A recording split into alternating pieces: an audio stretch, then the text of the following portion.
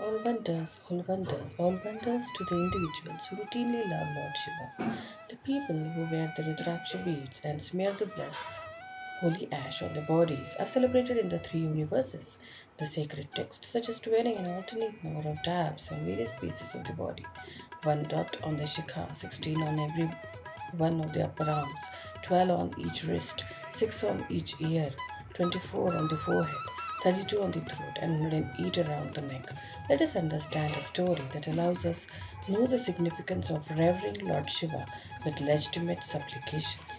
King Bhadrasingh controlled the realm of Kashmir, where he was known for his nobility and was darling by the entire of his residents. He was lucky to have a lovely and virtuous spouse, as well as a youthful child, Prince Sudharma.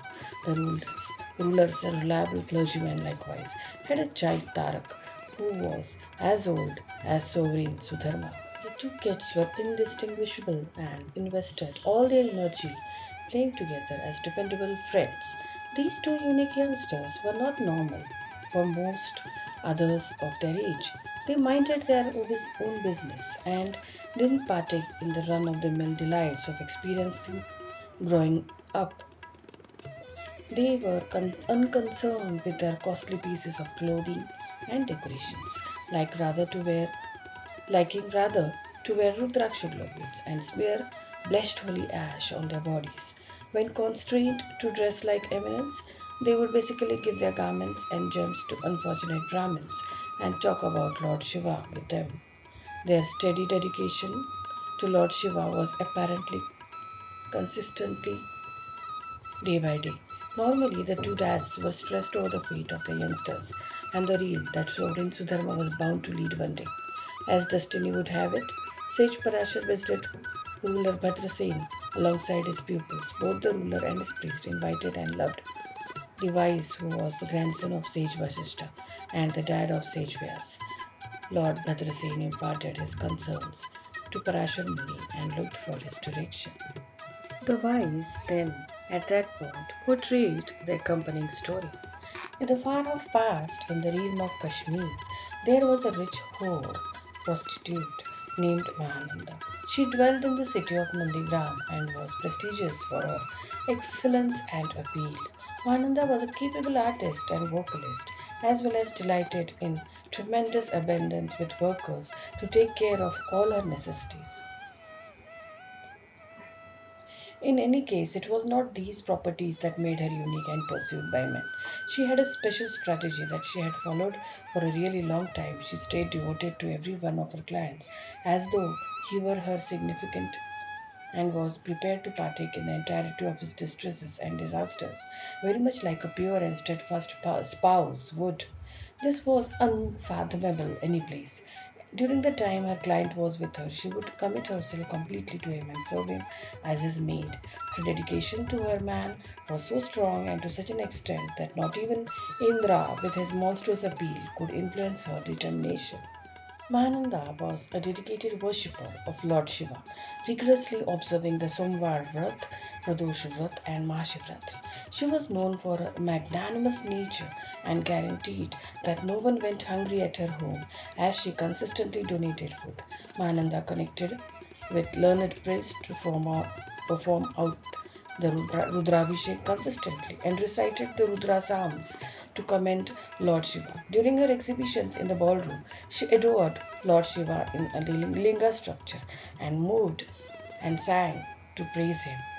She offered 100,000 bilva leaves every day in Lord Shiva's love, and during the period of Shravan, she made 10 million Shivlingas. Ananda generally paid attention to the wonders of Lord Shiva and imparted her dedication to her pets, a rooster and a monkey, who she had decorated with Rudraksha beads and consecrated bhasma. She now and again permitted them to move and play in the ballroom while she performed for Lord Shiva. And through her affiliation, these two animals likewise benefited extraordinarily from her commitment. At some point, an attractive, handsome trader appeared at Mananda's home, and she was promptly attracted to him. She unconditionally invited him and offered him a seat on her resplendent seat. While speaking, Mananda saw a heavenly armband on his wrist and wondered about its perplexing magnificence. She exclaimed that such a magnificent divine work of art must be made by Vishwakarma, the originator of the divine beings in paradise. The trader, captivated by her reverence, gifted her the respect. Consequently, Mahananda vowed to be his ally for 3 days. However, the trader soon revealed a divine object that he worshipped, the Atmalinga, which radiated a sparkle unlike that of the sun. As a lover of Lord Shiva, Mahananda was immediately charmed by its quality and promised to safeguard it during his visit. The trader revealed that he had taken a commitment to surrender his life by fire in the event that the linga was harmed or consumed. Mahananda, tolerating the obligation, promptly consented to defend the Atmalinga. It is evening, while both were sleeping soundly. The merchant, who was uncovered to be, as a matter of fact, Lord Shiva, put a match to her extravagant royal residence. In the mayhem and disarray that resulted, Mahananda figured out how to save her dearest pets, the chicken and the monkey, by delivering and releasing them out of the shadow's ground. As the blazes inundated her home, the dealer requested his Atmalinga. It was then that Mahananda understood her grave mix up, having totally overlooked the valuable belonging. Defeat with responsibility and regret, she asked for his pardoning. The merchant, notwithstanding, considered her liable for the deficiency of his most significant belonging and helped her to remember his consecrated promise. Without even batting an eye, he lit a huge fire and recited Om Namah Shivaya as he moved into the fiery blaze. In any desire to break her own commitment, Mahananda offered all her material belongings and subsequent purifying bath, boldly entered the furious blazes to accompany her man. As Lord Shiva arose out of the consuming fire, the sight was past dazzling.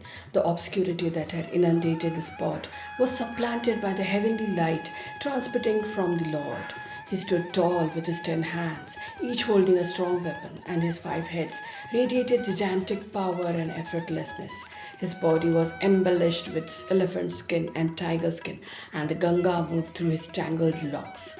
His 3 eyes focused with a heavenly light that could hypnotize any individual who looked at them.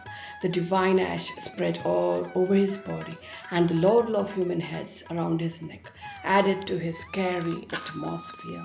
With a blue throat and a snake around his neck, the Lord had assumed the form of Chandramouli, the defender of his enthusiasts. Also in his arms, he held Mahananda, who had demonstrated her affection and commitment for him by following him into the fire. As Mahananda acquired cognizance, still in his arms of Lord Shiva, felt a feeling of profound harmony and satisfaction.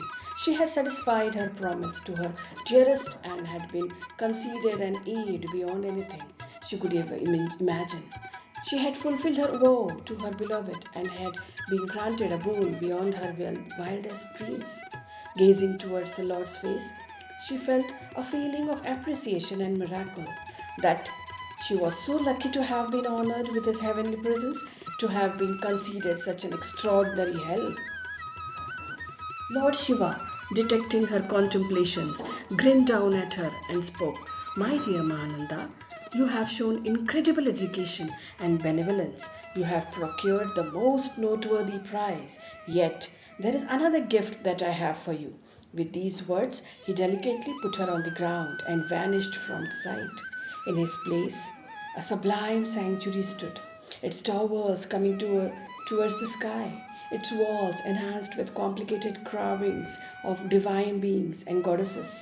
Nandigram had been shipped to Shivloka, the timeless residence of Lord Shiva.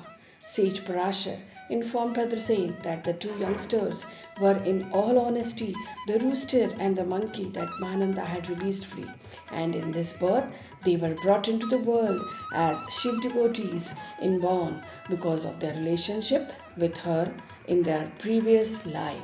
After learning of the sovereign's destiny, the appreciative Lord implored Sage Parashar to uncover the term of his child's life, to which the sage unveiled that the kid was bound to die on the 7th day subsequently. Overpowered by sadness, the ruler promptly tumbled to the ground in a week, while the sovereign's distress ejected in clear cries and berserk, chest beating as she gripped to her youngster. At the point when the king regained consciousness, Sage Parashar encouraged him to perform Rudrabhishek with the reciting of Rudra psalms to serve the kid. The king was told to have this done by the best ministers multiple times, about 10,000 times, consistently for 7 days. Toward the finish of the 7 days of Abhishek, the blessed water was to be sprinkled on the kid with a goal that he would live longer. On the seventh day, every one of the Vedic penances had been finished when, out of nowhere, the youthful prince tumbled to the ground. He had almost kicked the bucket. Everybody terrified, and Roller broke out in tears. All of a sudden, Sage Parashar sprinkled the blessed water on the kid and shouted to him. The kid arose as though he had been sleeping. The sage requested that he depict what he had seen. The kid said that he was being moved by Yamraj, the divine force of death, when four Shivdutas, couriers of Lord Shiva, who have a structure like the ruler himself, acted the hero. Similarly, as everybody offered their appreciation to sage Narada, the venerated sage started to make sense that Lord Shiva had dispatched his representative with the Veerabhadra to go up against Yamaraj in regards to his endeavor to take the youthful sovereign's life. It so happened that Yamaraj had determined the youthful ruler's destiny and had missed the horoscope's obvious sign that the sovereign would be restored through the force of supplication to Lord Shiva and would live for more than 10,000 years. Understanding his mistake, Yamraj argued for the ruler's absolution, which was conceded. The youthful sovereign was at last delegated as the king, and his dear companion turned into a steadfast priest, administering their realm for more than 10,000 prosperous years. After their natural obligations were satisfied, both Bhadrasen and his clergymen rose to the heavenly homestead of ruler Shiva. It is said that the people who read this part of the Shivleelamrut with dedication will be honored with a long and sound life and a wealth of descendants and will dwell in the homestead of Lord Shiva in the afterlife. The simple demonstration of perusing this part once a day will destroy every grave sin. Furthermore, in the event that presented threefold per day, it won't just drag out life, yet in addition, eliminate the malefic consequences for every one of the planets. The individual who are distressed with scourge of a short life, according to their horoscopes, are particularly encouraged to peruse this section to refute the impacts of the revile. Om Namah Shivaya.